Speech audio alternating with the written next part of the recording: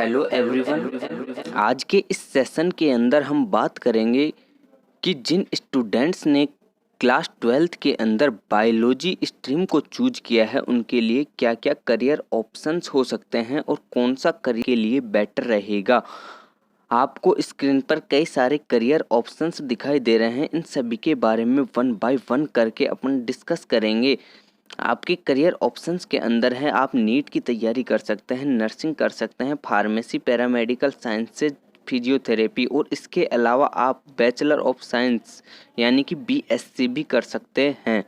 अब हमारा फर्स्ट जो करियर ऑप्शन आता है वो आता है नीट। नीट जो होता है एक एलिजिबिलिटी टेस्ट होता है, एक एंट्रेंस एग्जामिनेशन होता है जो डॉक्टर लेवल्स के कोर्स करना चाहते हैं उन स्टूडेंट्स के लिए।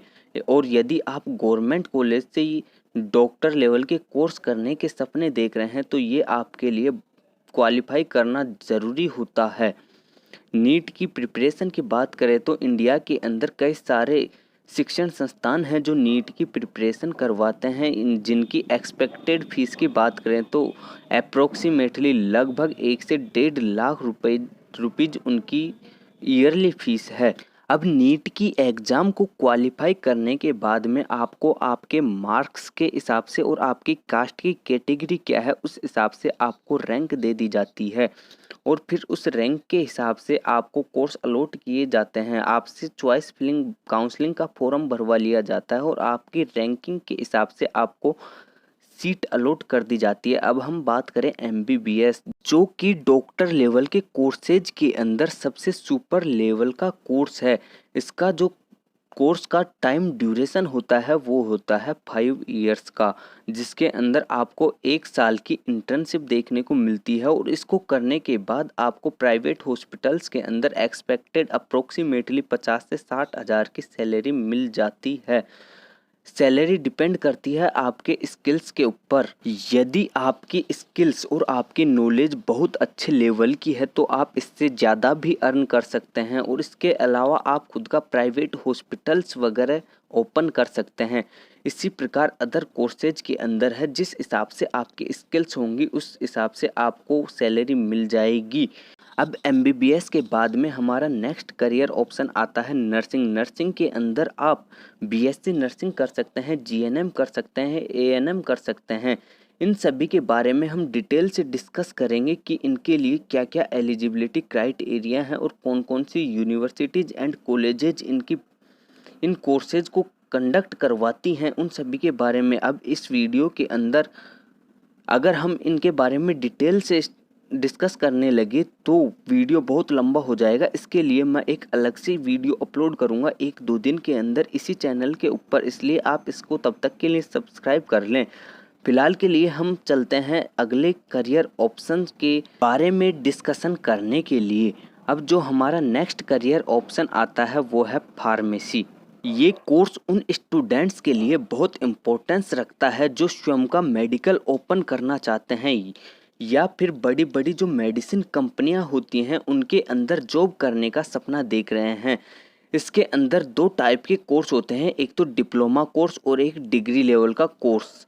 डिप्लोमा कोर्स जो होता है डिप्लोमा इन फार्मेसी, ये होता है 2 ईयर का, और जो बीएससी फार्मेसी होता है ये कोर्स होता है 4 ईयर का। अब बीएससी फार्मेसी की जो एक्सपेक्टेड फीस की बात करें तो लगभग 70-80 हज़ार रुपये के समथिंग आपको अप्रोक्सीमेटली फीस देखने को मिल जाएगी कॉलेजेज के अंदर जो कि फार्मेसी का कोर्स कंडक्ट करवाती हैं। अब नेक्स्ट करियर ऑप्शन आता है हमारे पास पैरामेडिकल साइंसेज। पैरामेडिकल साइंसेज के अंदर हमारा फर्स्ट कोर्स आता है मेडिकल लेबोरेटरी टेक्नोलॉजी। इसके अंदर आपको 2 टाइप के कोर्स देखने को मिल जाएंगे, एक तो डिप्लोमा कोर्स और एक डिग्री कोर्स। जो आपका डिप्लोमा होता है diploma in medical laboratory technology, ये होता है 2 ईयर का कोर्स, जबकि जो आपका डिग्री कोर्स होता है बीएमएलटी यानी कि BSc in medical laboratory technology, ये होता है 4 ईयर का कोर्स। डिफरेंट यूनिवर्सिटीज़ ये कोर्स कंडक्ट करवाती हैं, जिनके अंदर आपको फ़ीस की बात करें तो ईयरली लगभग 80 हज़ार रुपये फ़ीस देखने को मिलेगी। इसके अलावा इसके अंदर हम सैलरी की बात करें तो आपको एक्सपेक्टेड सैलरी जो है आपके स्किल्स के आधार पर और आपके नॉलेज लेवल के आधार पर सैलरी मिलेगी, लेकिन एक मीडियम स्टूडेंट्स की बात करें तो प्राइवेट हॉस्पिटल्स के अंदर आपको लगभग 15,000 रुपये सैलरी इसके अंदर आपको एक देखने को मिल जाएगी। पैरामेडिकल साइंसेज के अंदर हमारे पास नेक्स्ट कोर्स आता है रेडिएशन टेक्नोलॉजी। इसके अंदर भी आपको डिप्लोमा और डिग्री कोर्स देखने को मिल जाएंगे। रेडिएशन टेक्नोलॉजी क्या होती है, जिनके अंदर आपको एक्सरे वगैरह जो करते हैं वो आते हैं रेडिएशन टेक्नोलॉजी के अंदर। इसके अंदर अब नेक्स्ट कोर्स की बात करें तो वो आता है operation theatre technology. Operation theatre technology यानी कि जब फिजिशियन ऑपरेशन करते हैं किसी पेशेंट का तो उसके अंदर जो पर्सन हेल्प करते हैं उसका कोर्स जो है वो है diploma in operation theatre technology.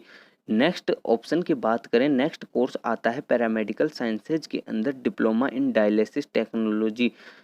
Dialysis technology क्या होती है कि जो किडनी से रिलेटेड प्रॉब्लम्स होती हैं उन पेशेंट्स को केयर प्रोवाइड करवाने के लिए ब्लड प्यूरिफिकेशन के लिए जो टेक्नोलॉजी यूज में ली जाती है वो है डायलिसिस टेक्नोलॉजी।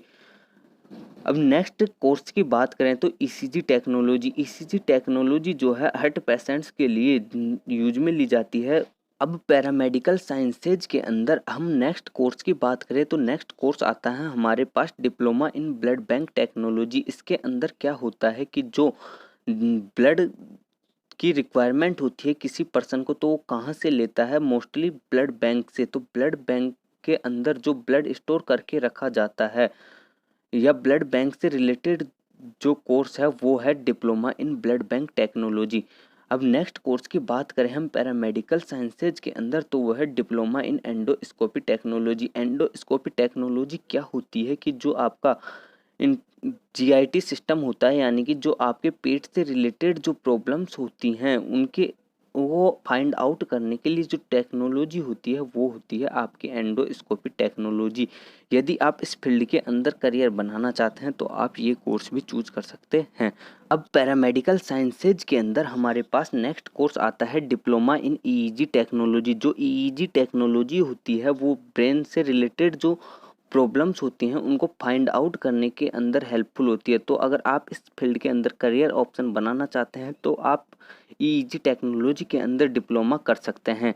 अब पैरामेडिकल साइंसेज के अंदर अगर हम नेक्स्ट कोर्स की बात करें तो नेक्स्ट कोर्स आता है diploma in emergency and trauma care technology. यानी कि इमरजेंसी सिचुएशंस के अंदर जो केयर दी जाती है उसके अंदर अगर आप करियर बनाना चाहते हैं तो आप इस करियर ऑप्शन को चूज कर सकते हैं। अब नेक्स्ट कोर्स की बात करें हम पैरामेडिकल साइंसेज के अंदर तो वो आता है डिप्लोमा इन ऑप्थेल्मिक टेक्नोलॉजी। यानी कि ये आई से रिलेटेड प्रॉब्लम्स को फाइंड आउट करने के अंदर हेल्पफुल होता है। यदि आप इस फील्ड के अंदर करियर बनाना चाहते हैं, आई केयर के फील्ड के अंदर करियर बनाना चाहते हैं तो आप ऑप्थेल्मिक टेक्नोलॉजी के अंदर डिप्लोमा कर सकते हैं। अब नेक्स्ट करियर ऑप्शन आता है फिजियोथेरेपी। उन स्टूडेंट्स के लिए जिन्होंने 12th के अंदर साइंस स्ट्रीम को चूज किया है। फिजियोथेरेपी क्या होती है कि जब पेशेंट को कोई चोट वगैरह लग जाती है तो उसको जो एक्सरसाइज वगैरह के बारे में जो गाइड करते हैं वो होते हैं फिजियोथेरेपिस्ट। यदि आप इस फील्ड के अंदर करियर बनाना चाहते हैं तो आप ये कोर्स चूज कर सकते हैं। इसके अलावा हम नेक्स्ट कोर्स की बात करें तो नेक्स्ट कोर्स आती है जनरल बीएससी। आप जनरल बीएससी करके इस फील्ड के अंदर भी अपना करियर बना सकते हैं। जैसा कि मैंने आपको पहले बताया था कि हमारा पूरा का पूरा चैनल जो है नर्सिंग के ऊपर बेस्ड है, तो हम नर्सिंग करियर के ऑप्शंस के बारे में एक पूरी की पूरी डिटेल्ड वीडियो लाने वाले हैं। इसी चैनल के ऊपर 1-2 दिन के अंदर अपलोड कर दी जाएगी, जिसके अंदर आपको बताया जाएगा कि बीएससी नर्सिंग क्या होती है, जीएनएम क्या होती है, एएनएम क्या होती है, कौन कौन सी कॉलेजेज इन कोर्स को कंडक्ट करवाती हैं, इनकी कॉलेजेज के अंदर क्या फीस रहती है, गवर्नमेंट कॉलेजेज के अंदर एडमिशन की क्या प्रोसेस है। इसके अलावा एक स्टूडेंट के द्वारा नर्सिंग कंप्लीट करने के बाद में क्या एक्सपेक्टेड सैलरी है, उन सभी टॉपिक्स के बारे में बात करेंगे।